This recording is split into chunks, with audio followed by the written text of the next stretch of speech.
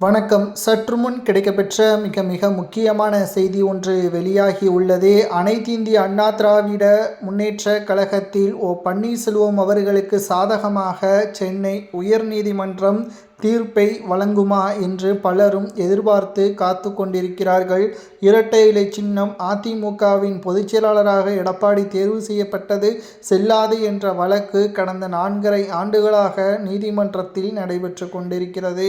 OPS அவர்களது ஆதரவாளர்கள் தற்பொழுது அதிமுகவில் இணைந்து விட்டார்கள். ஓபிஎஸ்ஸின் தளபதியாக இருந்த மனோஜ் பாண்டியன், வைத்திலிங்கமும் தற்பொழுது டிஎம்கேவில் இணைந்து விட்டார்கள். தற்பொழுது ஓபிஎஸ் அவர்கள் தனிமரமாக இருக்கிறார் என்று பலரும் கூறி வந்த நிலையில் அவருக்கு மிகவும் பக்கபலமாக இருப்பது நீதிமன்றம்தான். நீதிமன்ற தீர்ப்பும் ஓபிஎஸ்ஸிற்கு எதிராக வந்துவிட்டால் நிச்சயம் அவரது அரசியல் வாழ்க்கை கேள்விக்குறியாக மாறிவிடும் என்று பலரும் கூறுகிறார்கள்.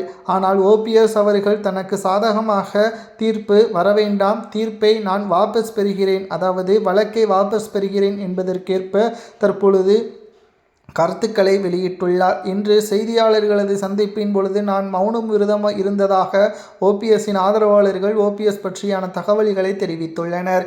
ஓபிஎஸ் அவர்களது நிலைப்பாடுதான் என்ன? அதிமுகவில் இணைவது, அதிமுகவில் இணைந்து திமுகவை வீழ்த்துவதுதான் ஓபிஎஸ்ஸின் ஒட்டுமொத்த விருப்பமும் அவரது செயல்பாடும் அமைந்திருக்கிறது.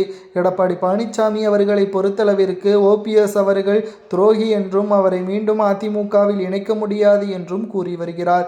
ஆனால் ஓபிஎஸ் அவர்கள் இணைந்தால் மட்டும்தான் அதிமுக கிட்டத்தட்ட வெற்றி வாய்ப்பை 100% உறுதி செய்ய முடியும். 500 ஓட்டுகளில் அதிமுக ஒரு தொகுதியில் தோல்வியடைந்தாலும் அது தோல்விதான் என்பதை மறந்துவிடக்கூடாது என்று பலரும் எடப்பாடிக்கு அறிவுறு கூறி வருகிறார்கள். ஆனால் அதை கேட்காமல் எடப்பாடி பழனிசாமி அவர்கள் ஓபிஎஸ் அவர்கள் அதிமுகவிற்கு மீண்டும் வந்தால் மீண்டும் கிளர்ச்சி ஏற்படுமோ என்ற ஒரு அச்சமும் எடப்பாடி பழனிசாமி அவர்களுக்கு இருக்கிறது.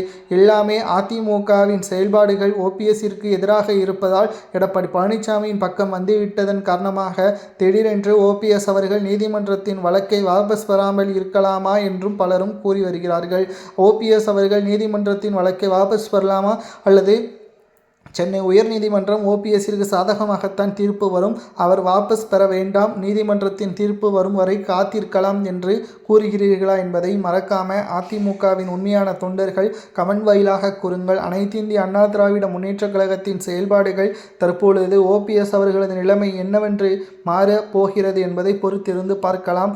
மேலும் சட்டசபை தேர்தல் நடைபெறுவதற்கு இன்னும் 2 மாதங்கள் இருக்கக்கூடிய நிலையில் ஓபிஎஸ் அவர்கள் அதிமுகவில் இணைவதற்கு வாய்ப்புகள் இருக்கிறதா என்பதை கமெண்டில்